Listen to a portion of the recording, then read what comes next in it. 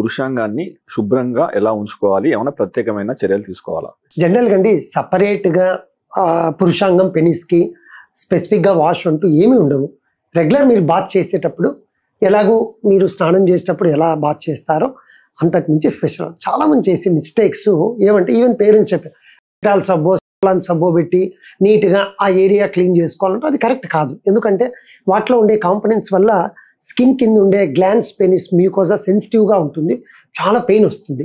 Regular bathing soap ఏది ఉంటుందో దాంతో స్నానం చేసిన తర్వాత ఒక చిన్న మీరు చేయాల్సిన పని ఏమిటి, ముఖ్యమైన పని. జనరల్గా ఏం చేస్తారండి, అందరూ బాత్ చేసేస్తారు, టకటక ఆఫీస్కి టైం అయిపోతూ ఉంటుంది, టకటక ఇన్నర్ వేసుకొని బనియను డ్రెస్ వేసుకొని వెళ్ళిపోతాం. మీరు బయట మీ హ్యాండ్స్ ఫేసు కాళ్ళు ఎక్స్పోజ్ అవుతాయి కాబట్టి డ్రై అవుతాయి. కానీ ప్రైవసీ పార్ట్స్ అంటే ఈ టెస్టిస్ దగ్గర కానీ ప్లస్ పెనిస్ దగ్గర కానీ ఇన్నర్ వేసుకొని ఉండడం వల్ల వెట్నెస్ ఎక్కువ ఉంటుంది.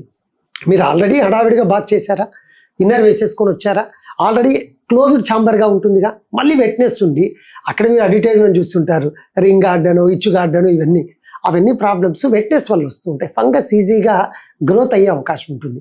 మీరు చేయాల్సింది ఏమంటే మీరు స్నానం చేసి వచ్చారుగా, 2 to 3 minutes కొంచెం డ్రైగా అంటే ఇన్నర్ వేసుకుంటే ముందు ఆ టవలో ఏదో కట్టుకొని ఉంటే ఫ్యాన్ కింద నిలబడ్డారనుకోండి రూమ్లో ఉంటే డ్రై అవుతుంది. దెన్ మీరు have your regular 2 minutes only. ఇప్పుడు నేను ఈ టిప్ చెప్పా కదా, ఒక్కసారి చూడండి, మీకు ఏ ఇచ్చుగాడ్లు రింగ్ గార్డులు అసలు సార్ ఇంతకుముందు ఒకటేమని ఇచ్చింగ్ సార్ నాకు అసలు జిలా అనేదే లేదు. మీరు చెప్పిన టిప్ తర్వాత ఇంతకుముందు పౌడర్స్ వాడు, ఇప్పుడు అది కూడా లేదు సార్, డ్రై చేసి ప్రొసీడ్ అవుతున్నా, వెరీ గుడ్, హడావిడి వేసుకుంటున్నా, ఇవన్నీ వాడాల్సి వస్తుంది.